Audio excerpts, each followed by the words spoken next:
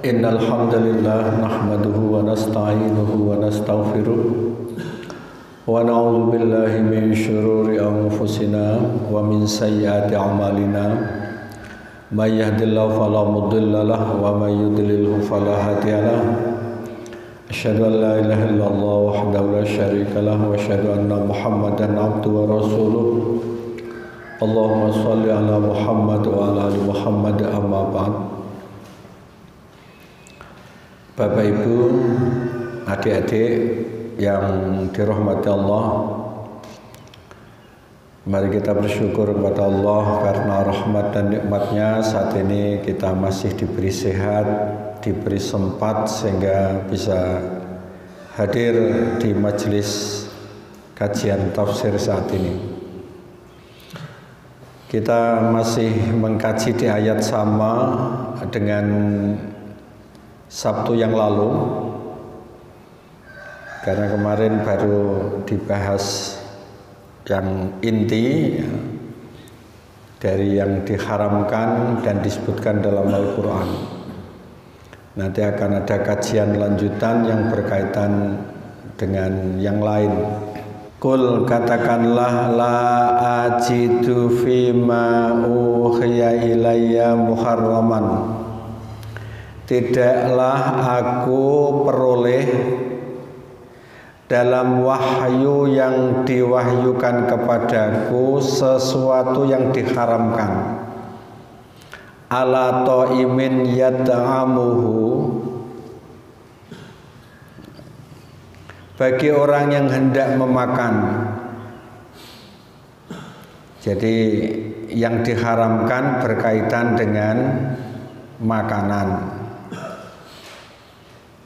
Berarti yang diharamkan berkaitan dengan makanan ini. Berarti kalau tidak dimakan bagaimana? Itu juga timbul pertanyaan. Jadi kalau tidak dimakan, apakah itu termasuk najis atau bagaimana?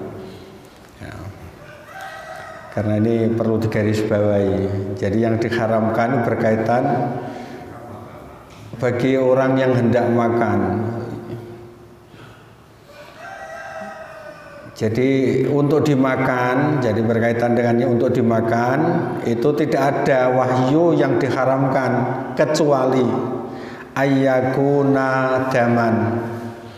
Kalau makanan itu adalah maitan audaman atau darah masfuhan yang mengalir. Jadi pertama bangkai, kedua darah yang mengalir. Berarti kemarin dikaji darah yang tidak mengalir seperti yang melekat di daging atau yang lain tidak. Aulah makhinzirin atau daging babi. Fa innahu rijsun, karena sungguhnya itu kotor. Jadi daging babi itu kotor. Dari sisi apa kotornya? Nanti ada tambahan penjelasan. Au fiskon atau fisek atau yang kotor lagi. Ini yang kotor itu apa? Uhilla li ghairillahi bih, binatang yang disembelih atas nama selain Allah. Jadi disembelih atas namanya selain Allah. Ini kemarin yang belum dijelaskan ya. Yang terakhir. Lah makanya alfis wa huwa ma uhilla li ghairillah, yaitu hewan yang disembelih dengan menyebut nama selain Allah, yang disebut demi Lata dan Uzza misalnya, demi Mbah Danyang, Mbah Buyut misalnya. Kalau di Indonesia demi Mbah Penjaga apa itu laut, itu berarti kalau menyebut selain nama Allah itu juga tidak boleh dimakan. Kalau di Rengel itu ada gua apa itu? Gua Ngerong ya, gua Ngerong. Itu tidak tahu. Yang menyembelih Mang Mudin, tetapi ya disembelih di situ. Ini yang ini boleh atau enggak? Jadi samar-samar. Ya nyembelih bismillahirrahmanirrahim. Mudin kalau nyembelih ya disembelih ya atas nama Allah. Cuma yang bermaksud ini ya, artinya yang menyembelih kok di situ itu untuk yang jelas ya untuk situ ritual situ. Lah itu yang masih samar. Mudin boleh kan gitu. Cuma niat bagi orang yang ya bersedekah di situ bagaimana tidak tahu. Jadi yang dimaksud madzubiha li ghairillah, hewan yang disembelih bukan untuk Allah. Lah ini kan bukan untuk Allah. Tapi ya disembelih biasa, jelas ya dimakan-makan kalau di situ ya. Yang nyembelih ya Mudin bisa. Cuma kok untuk selain Allah ini loh. Kenapa kok bermaksud di situ? Di samping itu walam yadkur alaihi ismullah, tidak disebut nama Allah. Jadi untuk selain Allah tidak disebut nama Allah. Lah itu yang jelas tidak boleh. Berarti sembelian dari orang selain Islam itu berarti Tuhannya kan yang lain, itu tidak boleh. Maka kalau bertamu di luar negeri, lah ini yang bahaya. Mesti kan disuguhi macam-macam. Presiden disuguhi, masa orang mangan iwak. Ya itu harus dijaga yang jelas. Semangan roti atau apa sing tidak ada sangkut pautnya dengan penyembelian. Jadi kalau tumbuh-tumbuhan kan tidak harus disembelih. Yang harus disembelih kan apa itu? Yang binatangnya. Aima yataqarrabu bihi ila ghairillah ta'abbudan. Ini artinya hewan yang digunakan untuk mendekatkan diri kepada selain Allah dengan niat ibadah. Ada unsur ibadahnya di situ. Ya dipersembahkan. Jadi kriteria-kriteria itu ya. Yang pertama disembelih bukan untuk Allah. Yang kedua tidak disebut nama Allah. Yang ketiga untuk mendekatkan diri kepada selain Allah ada niat ibadahnya. Ibadah itu dipersembahkan itu kan ibadah berarti. Wa yadhkuru ismuhu alaihi inda dzabhihi, dan disebut namanya, maksudnya nama selain Allah ketika disembelih. Jadi menyembelih itu disebut nama selain Allah. Lah itu jelas haram. Wa huwal madhhud alan nusubi, hewan itu bisa disembelih untuk berhala. Wa indal ausan, dan di samping patung. Au ba'dal muqasamah alaihi bil azlam, atau sesudah dibagi untuk mengundi nasib. Azlam itu semacam perjudian. Biasanya itu ditembak pakai anak panah itu. Mana yang kena itu berarti yang harus disembelih dan seterusnya, pokoknya dipakai mengundi nasib. Lah ini termasuk al-qimar, termasuk perjudian. Intinya bahwa tidak disebut asma Allah, tapi nama yang lain itu juga haram bagi umat Islam. Disembelih tapi dipersembahkan untuk yang lain, apalagi didasari ibadah, itu juga haram disembelih. untuk hati-hati ya tidak usah ikut makan yang dipersembahkan untuk ngerong tadi maksudnya. Untuk hati-hati ya. Ya cuma itu sekedar tasakuran di situ, tidak ada unsur ibadahnya, itu tidak apa-apa. Ya padha karo ya aku beleh wedhus ning panti, ya ini tidak apa-apa kalau tidak ada unsur ibadah yang dipersembahkan ke situ Mbah Danyang gitu ya. Jadi hanya sekedar makan-makan di situ tetapi tidak ada unsur ibadahnya. Nah, ini artinya pencerahan semacam ini perlu dijelaskan ke masyarakat. Berikutnya lanjutan ayat tadi, famanit turra ghairu baghi wala adin, barang siapa dalam keadaan terpaksa sedang dia tidak menginginkan, ghairu baghin, sebetulnya ya tidak ingin makan itu tapi karena terpaksa boleh. Tapi syaratnya juga wala adin, tidak melampaui batas. Tidak melampaui batas itu ya pokoknya hanya sekedar menguatkan badan, tidak sampai kuarken mangan barang haram yang diharamkan sampai kuarken.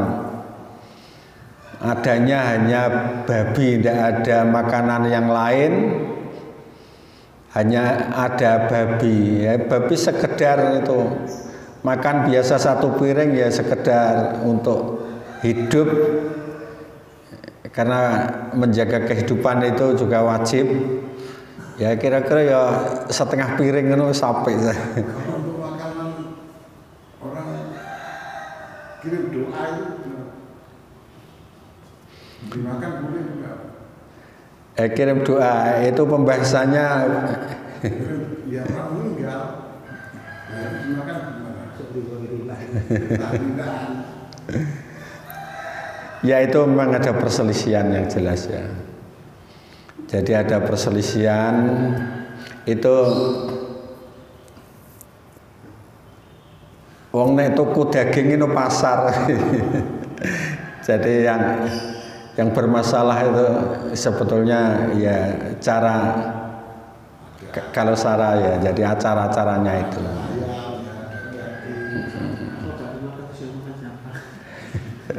Ya memang ada ulama yang keras, itu ya termasuk.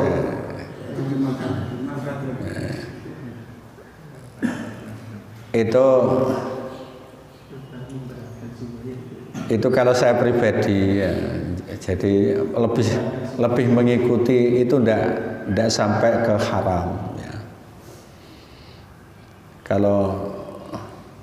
Kalau sampai ke haram itu juga artinya sangat rawan. Iku wong akeh sing makan berarti dosa kabeh. Ya jadi kalau hati-hati untuk pribadi tidak apa-apa. Artinya kalau mengikuti pendapat yang haram, menghindari untuk diri sendiri monggo, tetapi secara umum itu tidak sampai, karena satu disembelih karena Allah. Terus mengirimnya untuk orang meninggal itu artinya itu kan tidak diperbolehkan sebetulnya ya. Jadi itu bid'ahnya di situ. Jadi bid'ah karena tata cara untuk melaksanakannya itu. Tidak mengikuti ya dianteri Pak. Tidak mengikuti dianteri. Lah ya saya lebih cenderung tidak sampai ke haram ya. Jadi hanya model-model begitu itu yang tidak pas adalah kirim apanya itu, kirim pahala. Ya, kirim doa. Jadi sebetulnya bukan kirim doa istilahnya, tetapi mendoakan. Jadi yang menjadi anjuran itu adalah mendoakan, bukan kirim doa. Kirim doa itu pemahaman orang Jawa khususnya ya. Iku kudu ngambengi. Kudu ada ya tadi Kadang-kadang berupa ayam, kadang-kadang ya berupa daging, ana gere bareng ngono.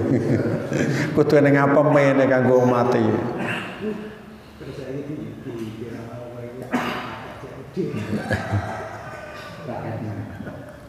Dipaket mau. Jadi kalau terpaksa tidak menginginkan dan tidak melampaui batas, barang haram kok mangan iwak babi kok sampai 2 piring, melampaui batas tadi. Kalau tidak melampaui batas, maka fa inna rabbaka ghafurur rahim, maka sesungguhnya Tuhanmu Maha Pengampun lagi Maha Penyayang. Artinya kalau terpaksa itu diampuni Allah, tidak dianggap dosa. Tapi terpaksa itu ya tadi sebetulnya tidak ada keinginan untuk makan. Yang kedua tidak melampaui batas. Mangan haram kok ngelekoh jadi wong Jawa. Nah, berarti itu tidak memenuhi syarat. Ini ternyata pembahasannya cukup luas, membahas halal haram ini ya. Ini artinya faman kana fi khalid daruratul ju' al mulji'ah, maka barang siapa yang dalam keadaan darurat berupa lapar yang sangat, bisa babi fuqdanil halal, yang disebabkan karena tidak adanya makanan yang halal, mimma da'ahu ila akli syai'in min hadhil muharramat, yang menyebabkan harus memakan sebagian dari yang diharamkan tersebut, hala kauni ghairi qasidin lah, dalam keadaan dia tidak punya maksud terhadapnya, wala mutajawizi haddid darurah, dan tidak melampaui batas darurat,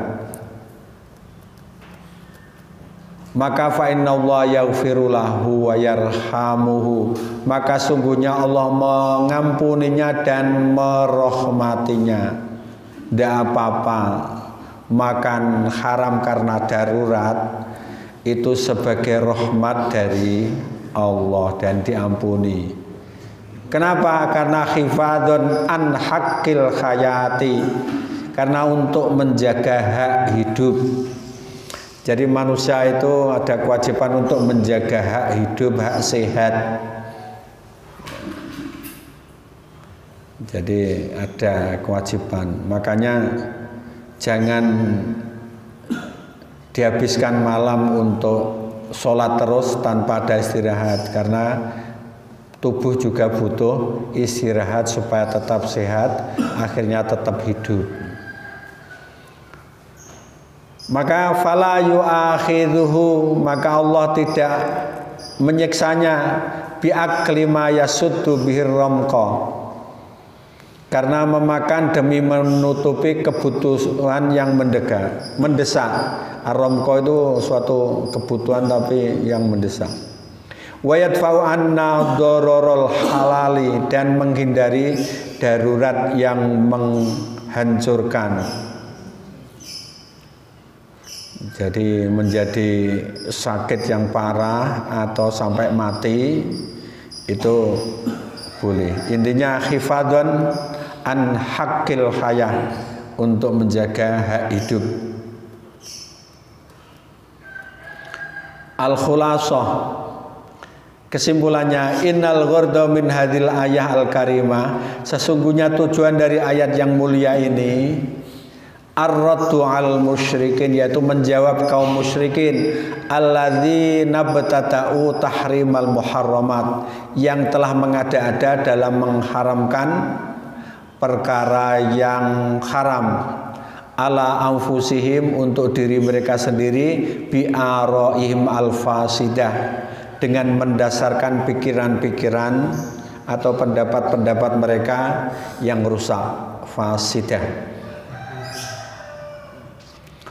Jadi fasidah itu artinya rusak. Pengen jenakno bahasa Arab, jadi diberi nama fasidah. Aku ku yang duwe tangga jenenge fasidah. Ketok ya Arab tapi artine rusak ya.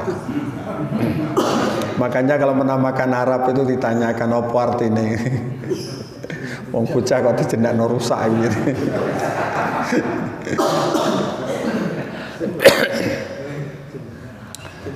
Ya rusak seperti bakhirah, minal bakhirah, saibah, wasilah, ham dan lain sebagainya.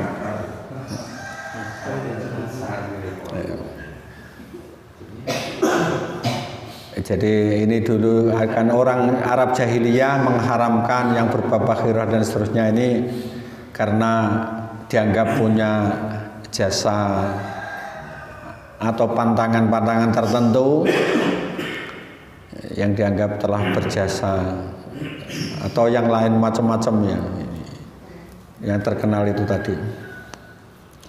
Fa'amarallahu rasulahu yukhbirahum.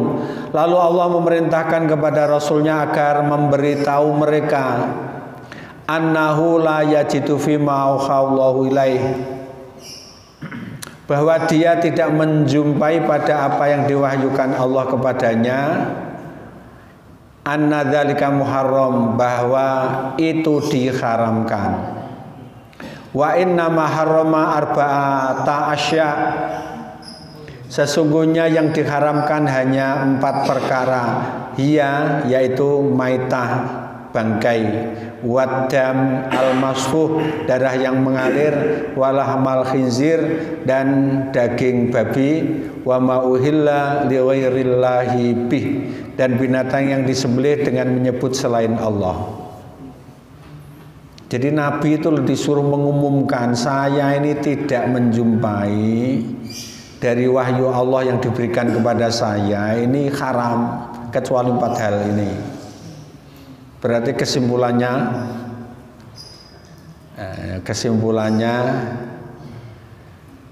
yang hanya 4 ini gitu, kalau berdasarkan wahyu. Tetapi bagaimana yang lain? Nah, ini dikaji di sini. Lima fiha min dodoril madiyi, karena di dalamnya mengandung bahan yang berbahaya. Madi itu materi, ya. Ad-doror yang berbahaya. Awil maknawi, atau bahaya secara maknawi. Maknawi berarti ya ada maksud-maksud tertentu berkaitan dengan yang tidak nampak, maksudnya maknawi itu. Yaitu misalnya alladzi yamussul akidah, yaitu yang berkaitan dengan akidah. Jadi disembelih dengan disebut nama selain Allah itu akidah, ya. Termasuk wa ibadatillah, dan berkaitan dengan ibadah kepada Allah. Padahal hewan itu yang menciptakan Allah, yang membuat nyawa Allah, maka harus seizin Allah, harus atas nama Allah, dan dipersembahkan untuk Allah, tidak untuk yang lain.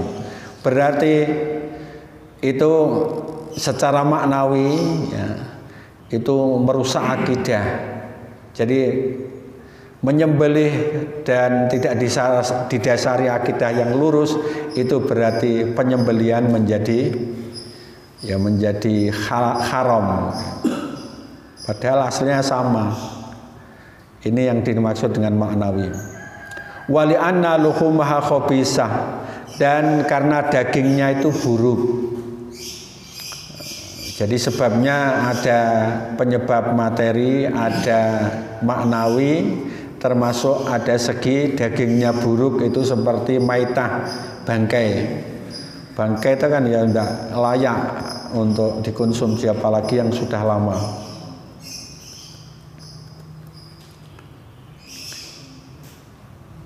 Nah, sekarang permasalahannya gini, apa peran Nabi?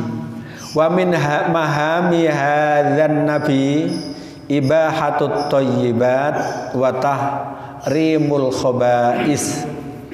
Di antara peran Nabi adalah membolehkan hal-hal yang baik dan mengharamkan hal-hal yang buruk.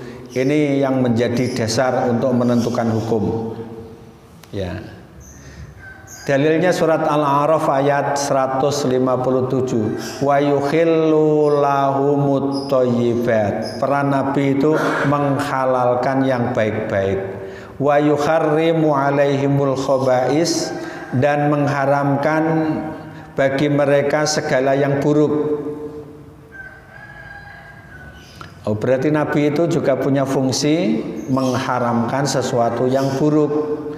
Berarti selain 4 tadi, Nabi itu boleh mengharamkan yang buruk, ya toh. Terus wa yad'u anhum israhum wal aghlal allati kanat alaihim, dan membuang dari mereka beban-beban dan belenggu-belenggu yang ada pada mereka. Belenggu-belenggu jahiliyah itu ingin disingkirkan Nabi. Ada pantangan-pantangan, makan ini tidak boleh, makan ini tidak boleh, hari ini tidak boleh, hari itu tidak boleh, geblake bayar oleh itu disingkirkan, ya. Jadi wayado itu membuang, arti di sini, ya. Jadi beban-beban belenggu-belenggu yang menyulitkan hidup ini dibuang. Kemarin ya sempat ngomong-ngomong dengan orang ibaratnya wong Jawa tus. Pokoknya dia itu cerita, kula niku mboten wantun icir pari, tandur niku kok pas geblake mbae, geblake bapake, bagi ibuke ora wani tenan. Lah itu sebetulnya belenggu-belenggu yang dibuat sendiri, yang menyulitkan diri sendiri. Itu diantara fungsi Nabi. Jadi itu sebetulnya tidak ada kaitannya dengan menanam, tidak ada kaitannya dengan membuat rumah, tidak ada kaitannya dengan hari pernikahan, tapi dihubung-hubungkan. Lah itu tugas Nabi termasuk itu belenggu-belenggu, aghlal itu belenggu, itu yang disingkirkan oleh Nabi. Jadi Nabi itu ternyata ini loh kata-kata nah ini ya, yuharrimu alaihimul khobais. Nabi itu fungsinya juga mengharamkan bagi mereka segala yang buruk. Berarti ada yang dilarang Nabi tidak disebutkan dalam Al-Quran. Menurut para ulama berarti kita perlu menjauhi, gitu ya. Makanya di sini lakinnal hasra al mustafad min hadhil ayah, tetapi pembatas yang digunakan pada ayat ini wa amsalaha, dan yang dianggap sama atau yang sejenisnya, amrun nasabiyun la mutlak, dianggap perintah yang dianggap sama, nasabi yang dianggap apa ya, nasab, tidak mutlak. Artinya ya batasan itu memang itu dari Al-Quran, hanya saja Nabi punya peran, yaitu mengharamkan yang buruk tadi, ya. Makanya wahadil ayat ini maksusah, dikhususkan bil ayat wal akhbar, dengan ayat-ayat wal akhbar dan hadis adalah ala tahrimi ma harrama min ghairil arba'ah. Nah, menunjukkan atas haramnya makanan yang diharamkan selain 4 tersebut. Mislu qouli ta'ala, seperti firman Allah Ta'ala, wa yukharrimu alaihimul khobais, dan mengharamkan bagi mereka segala yang buruk. Jadi selain patan ada yang buruk. Nah, ini Nabi boleh mengharamkan. Misalnya fawayak tadi, misalnya Nabi menegaskan tahrima kullal khobais al mustaqdzirah, makan semua yang kotor dan yang dianggap kotor, kan najasat, seperti najis. Najis tidak boleh. Wa mislu ma rawahul Bukhari wa Muslim, seperti hadis yang diriwayatkan oleh Bukhari Muslim fi sahihihima, dalam sahihnya, an Jabir radhiyallahu anhu qala, dari Jabir radhiyallahu anhu, naha Rasulullah sallallahu alaihi wasallam yauma Khaibar an luhumil khumuril ahliyah. Rasulullah pada perang Khaybar melarang mengkonsumsi daging keledai peliharaan. Ahliyah itu kampungan, kampung atau peliharaan. Keledai liar, ahliyah. Keledai yang lepas, tidak dipelihara, ahliyah. Atau al-bashir. Ini ahliyah ini malah yang dipelihara. Jadi yang diharamkan malah yang dipelihara, yang liar malah dihalalkan. Ya, jadi yang aneh memang. Ya. Jadi keledai yang dipelihara tidak boleh, malah yang liar itu dibolehkan. Ya. Ahliyah itu yang dipelihara, yang jinak, yang itu tidak boleh.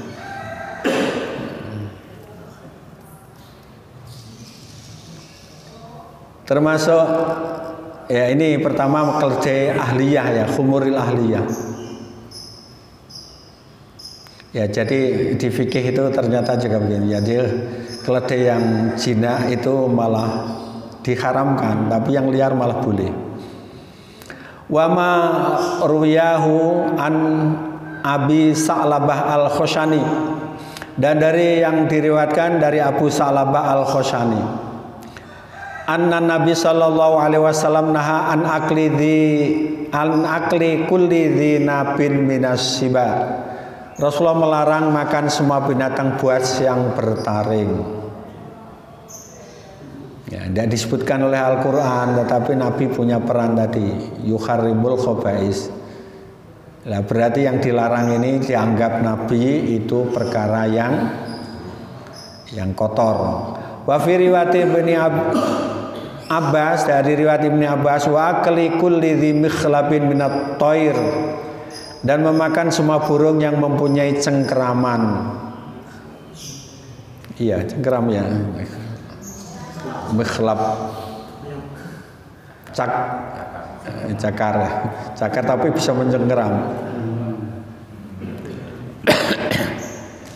Ada lagi wa ma ruyahu an Aisyah wa Hafsah wa Ibnu Umar, diriwayatkan Aisyah, Hafsah dan Ibnu Umar, an qauli sallallahu alaihi wasallam, dari sabda Nabi sallallahu alaihi wasallam, khamsu fawasik minad dawab, ada 5 binatang yang fasik, ya skip jahat ya. Kulluhunna fasik, semuanya fasik atau jahat, dianggap jahat. Yaktulna fil halli wal haram, dibolehkan untuk membunuh di tanah halal dan haram. Yang pertama al-ghurab, gagak. Gagak boleh dibunuh ya. Wal khada'ah atau khid'ah, burung raja wali. Wal aqrab, kalau jengking. Wal fa'r atau fa'rah, tikus. Wal kalbul akur, dan anjing ganas. Lah ini dianggap binatang fasik yang boleh dibunuh. Kenapa kalau dibunuh itu menjadi haram? Ya, alasannya, fafil amri biqatlihinna, maka pada perintah untuk membunuh binatang itu dilatun ala tahrimi aklihinna, menunjukkan atas haramnya memakan binatang tersebut. Li'annal qatla inama yakunu bi ghairi dzabhin syar'i, karena membunuh itu hanya dengan penyembelian yang tidak sesuai syariat. Wah, membunuh pateni, nah, berarti bukan perintah untuk menyembelih toh ya. Berarti itu juga tidak boleh dimakan. Disuruh bunuh itu berarti bunuh tidak sesuai syariat, berarti itu haram. Khususnya termasuk anjing tadi, khususnya anjing akur, burung gagak, ya burung suruh bunuh berarti tidak disembelih. Fasabata annaha ghairu ma'kula, maka ini dinyatakan binatang itu tidak boleh dimakan. Berarti ya gitu ya. Jadi alasannya disuruh bunuh itu berarti kan mau membunuh itu kan tidak disembelih sesuai syariat ya. Mestinya kan bisa disembelih anjing, apa tadi, burung. Ya burung gagak maksudnya ya, burung gagak. Kalau burung biasa tidak disebutkan. Berarti ketika Tikus. membunuh bernilai kebaikan. Iya, termasuk kebaikan ya, membunuh tikus.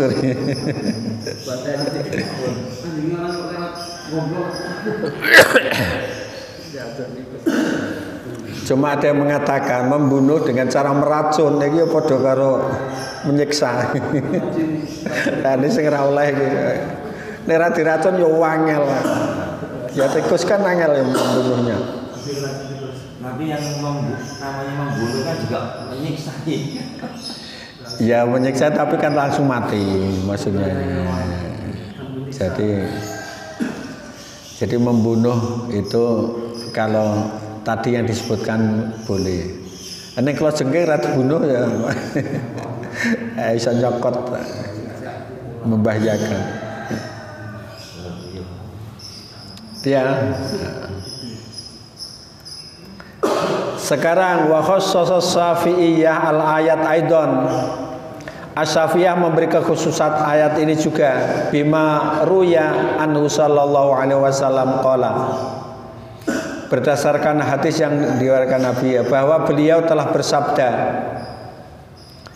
istakhbasathul arab fahuwa haram. Semua yang dianggap buruk oleh orang Arab maka ia haram. Ada hadis begitu ya. Wastakhbasathul arab fahuwa haram. Jadi binatang yang dianggap buruk oleh orang Arab maka itu haram. Wa matmunu ra'yihim annal hayawan alladzi lam yurid fihi nafsun bi khususah bit tahlil awit tahrim. Hewan yang ini maksudnya adalah hewan yang belum disebutkan oleh nas secara khusus mengenai halal dan haramnya. Nabi memberi apa istilahnya, rambu-rambu. Jadi Nabi pernah menyebutkan ini tidak boleh dimakan, ini boleh dibunuh. Ini berarti oleh ulama dianggap haram. Termasuk yang haram adalah yang dianggap buruk oleh orang Arab, atau istilah kita dianggap menjijikkan oleh orang Arab.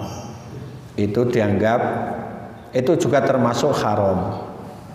Pedumane wong Arab ora wong kene wong gregas oleh. Nah maksudnya.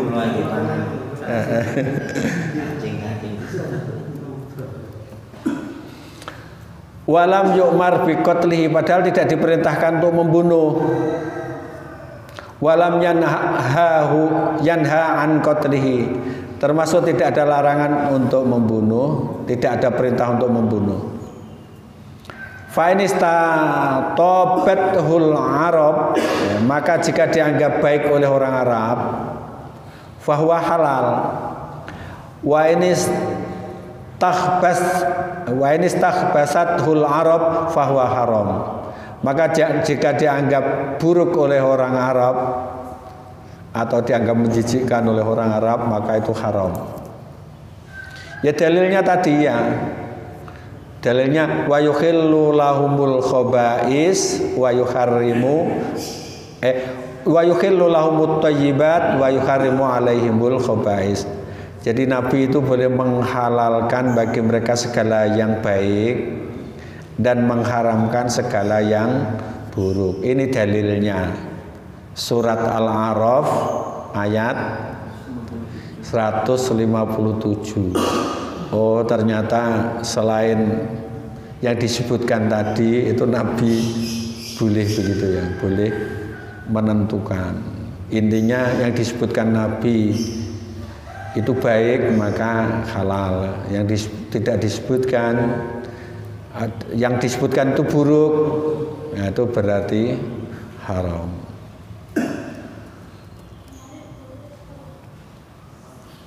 Ada firman Allah Ta'ala ini ya, yas'alunaka madza ukhilla lahum, mereka menanyakan kepadamu apakah yang dihalalkan bagi mereka.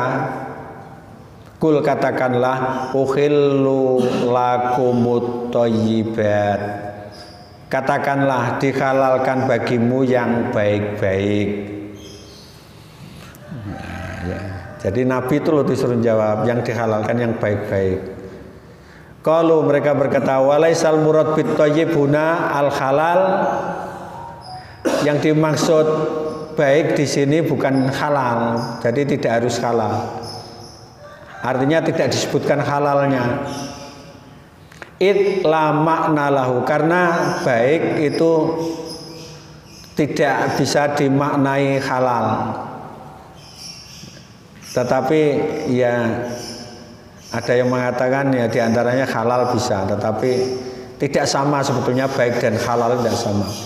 Wa innamal murad bit thayyibat, menurut penafsiran ini yang dimaksud thayyibat yang baik adalah mayastati buhul Arab, yang dianggap baik oleh orang-orang Arab, bukan orang Indonesia. Bergaul Indonesia apa meng? Ya, senang meng, pokoknya apa-apa doyan. Jadi thayyibat di sini menurut tafsir Al-Munir diartikan yang dianggap baik oleh orang Arab atau yang dinyatakan baik istilahnya. Adapun wal murad bil khaba'is, yang dimaksud dengan yang buruk, ma yastakhbathunahu, jadi yang mereka anggap buruk. Wa yura'i fi dzalika adatuhum al-amah, perlu dijaga dalam hal ini adalah kebiasaan umum. Jadi yang menjadi pedoman itu secara umum, jangan orang khusus. Wong Arab mungkin ya ada yang seneng macam-macam, tapi itu tidak jadi pedoman. Tapi yang jadi pedoman secara umum. Fil istitob wal istighbas, dalam menganggap baik dan buruk itu secara mayoritas ya, atau menurut adat. Wala yanzurul fil a'raf al khassah, ini tidak melihat kepada pengertian khusus. Artinya tidak usah diberi pengertian, pokoknya li'annahu yu'addi ila ikhtilafil ahkam fil halal wal haram, karena kalau diberi pengertian ini bisa mendatangkan perselisihan hukum mengenai halal dan haramnya. Membahaskan gini, karena memang pengarang kitab Tafsir Al-Munir ini sebelum mengarang tafsir itu memang ahli fikih. Jadi membahas ya dari berbagai sisi. Kalau membahas fikih, pokoknya ayat yang berkaitan fikih biasanya agak mendetail. Wahtaja kasirum minas salaf bidzohiril ayat. Cuma gini, kebanyakan ulama salaf berarti ulama yang dulu, yang masih generasi awal, berhujjah dengan lahirnya ayat ini, dengan dohirnya ayat ini. Fa'abahu ma'adal madkur fiha, mereka membolehkan memakan selain yang disebutkan dalam ayat tersebut. Es pokoke sakliyane yang ayat yang tidak disebutkan ayat itu halal semua. Itu sebetulnya ulama-ulama salaf begitu ya. Jadi seandainya kok ada yang makan selain 4, itu hanya mungkin tidak sampai ke ingkar terhadap agama Anda ya, atau sampai keluar dari agama Anda, atau dosa mungkin ya masih diampuni karena memang ada khilaf ya. Faqad akhraja Abu Dawud an Ibni Umar radhiyallahu anhu annahu su'ila an aklil qanfat. Sesungguhnya Abu Dawud meriwayatkan dari Ibnu Umar bahwa dia ditanya tentang landak. Ngerti landak? Binatang yang kulitnya itu bukan berbulu tapi berduri. Ya. Ya, jadi berduri. Kalau ada yang ganggu tuh durinya tajam berdiri semua. Tapi kalau ada yang ganggu memang roboh seperti kayu ya. Melekat di tubuhnya, tapi kalau ada yang ganggu berdiri semua. Ketika ditanya itu, maka yang menjadi pedoman adalah fakor al ayat, membaca ayat tadi. Jadi dibacakan, saya tidak menjumpai yang diwahyukan kepada saya itu haram kecuali 4. Nah, ini tidak disebutkan 4 berarti halal, langsung begitu. Jadi ulama salaf itu malah domanya begitu. Termasuk ada riwayat dari Ibnu Abi Hatim dan lainnya dengan sanad yang sahih dari Aisyah. Aisyah ini pernah ditanya tentang memakan semua binatang yang bertaring. Aisyah itu ditanya tentang binatang yang bertaring dan burung yang mempunyai cengkeramnya. Qolat, maka Aisyah itu menjawab, kulla ajidu, saya tidak menjumpai wahyu yang diturunkan itu haram kecuali 4 hal. Aisyah itu malah begitu. Berarti ini Aisyah itu malah tidak mengharamkan, intinya kan gitu, tidak mengharamkan yang bertaring, yang mencengkeram. Ya pedomannya ayat ini gitu. Kalau kata itu boleh. Lah itu pedomannya ini termasuk salaf ini tadi atau ahli fikih ini? Dua alam. Ya kata itu ada ulama yang gini, yang diperintahkan untuk dibunuh itu berarti juga haram. Yang tidak boleh dibunuh juga haram. Oh dibunuh tidak boleh kok. Termasuk kata itu tidak boleh dibunuh. Jadi Rasulullah itu melarang ada hewan yang tidak boleh dibunuh. Di antaranya adalah ad-difda, kata ya. Termasuk hudhud, burung hudhud, termasuk lebah tidak boleh dibunuh. Semut, nah, berarti kan bon memang kata tetap urip bisa makan kata tetap hidup di dalam perut, tidak mati, tidak bisa ya. Nah ini permasalahannya mungkin kalau menurut Aisyah ya dibacakan ayat itu, pahami sendiri gitu. Pahami sendiri ya. Nah inilah letak perbedaan para ulama itu ya. Diriwayatkan dari Ibnu Abbas bahwa dia ditanya, laisa minad dawab syai'un haramun illa ma haramallahu taala fi kitabih. Ibnu Abbas ini ya ulama langsung didikan Nabi ini. Jawabannya, tidak ada satu binatang pun yang haram kecuali yang diharamkan oleh Allah Ta'ala. Dalilnya kulla ajidu fi mauhiya ilayya tadi.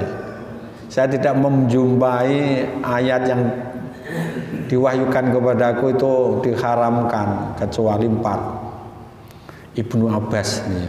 Berarti ini salaf. Aisyah, Ibnu Abbas. Dah ya. Sekarang pembahasan lain. Wastadalla biqaulihi subhanahu. Jadi Allah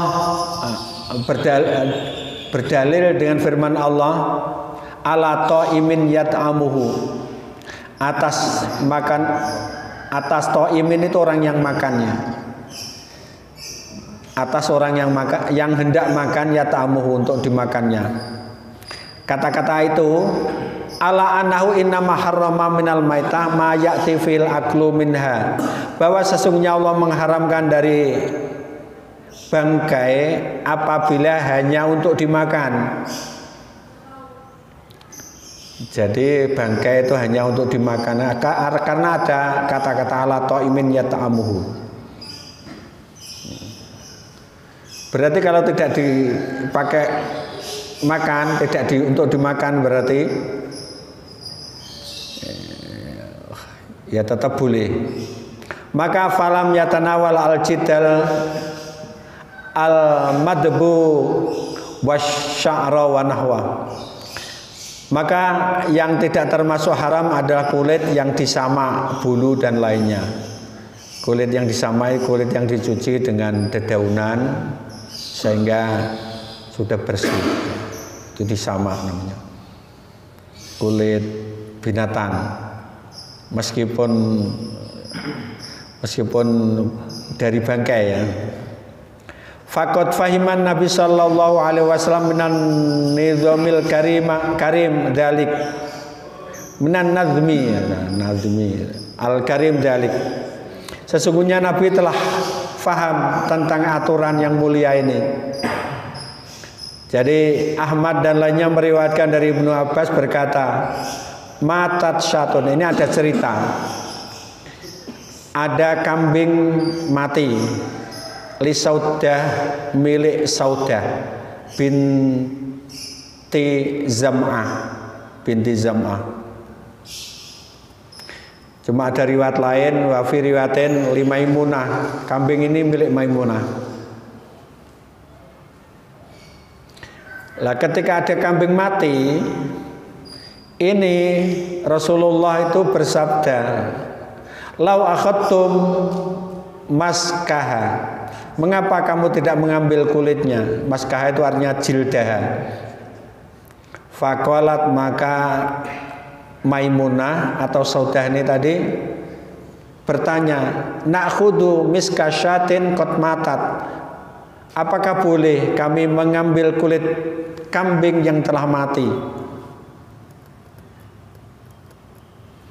Faqala Nabi sallallahu alaihi wasallam, Nabi itu kemudian membacakan ayat tadi, kulla ajitu fi ma ukhya ilayya muharraman ala ta'imin yata'amuhu ila yakuna maitatan. Jadi ini dipakai dalil para sahabat, dalil Nabi sendiri ya ketika menjawab pertanyaan. Jadi dengan kata-kata ala ta'imin yata'amuhu, jadi bagi orang yang hendak memakannya, itu yang diharamkan ada kata-kata bagi orang yang tidak makan. Yang dilarang adalah memakannya. Tetapi yang lain ada. Fa innakum la ta'amunahu. Kalau kamu kan tidak memakannya, artinya kamu tidak boleh itu memakannya dari ayat ini. Wa in tadbarunahu tantafi'u nabi. Dan sungguh kamu hanya memakannya yang tidak boleh. Oh, kamu kan hanya menyamaknya lalu kamu memanfaatkannya. Artinya dari hadis ini ya, yang dimakan itu memang tidak boleh karena kamu kan tidak ingin makan. Tapi kalau kamu menyamaknya, membersihkannya tadi, terus kalau kamu memanfaatkannya, maka itu boleh berdasarkan ayat ini. Jadi intinya bahwa ternyata ada halal haram, ini ada perselisihan. Terus kemudian selain yang disebutkan Pak tadi, seandainya kok ada yang mengkonsumsi, itu jangan langsung dicap kamu kowe Islam tora ora sah ngono. Karena memang ada ulama itu hanya berpedoman yang 4 itu gitu loh. Di antaranya disebutkan tadi termasuk Aisyah, Ibnu Abbas tadi ya. Tetapi yang baik karena taat kepada Nabi itu sebetulnya juga taat kepada Allah. Maka mengikuti Nabi itu adalah termasuk baik. Jadi yang diharamkan Nabi itu hendaknya juga kita jauhi. Bahkan di dalam keputusan tarjih Muhammadiyah itu lebih cenderung untuk mengikuti Nabi. Artinya kalau Nabi melarang makan itu berarti juga tidak boleh dimakan. Kalau Nabi itu melarang membunuh berarti juga tidak boleh dimakan, karena membunuh itu tidak menyembelih sesuai syariat. Kalau Nabi itu melarang untuk membunuh, ya berarti tidak boleh dibunuh, tidak boleh dimatikan, itu berarti juga tidak boleh dimakan. Itu yang diikuti oleh Muhammadiyah. Ya, saya kira cukup kajian saat ini. Ya. Oh, selesai.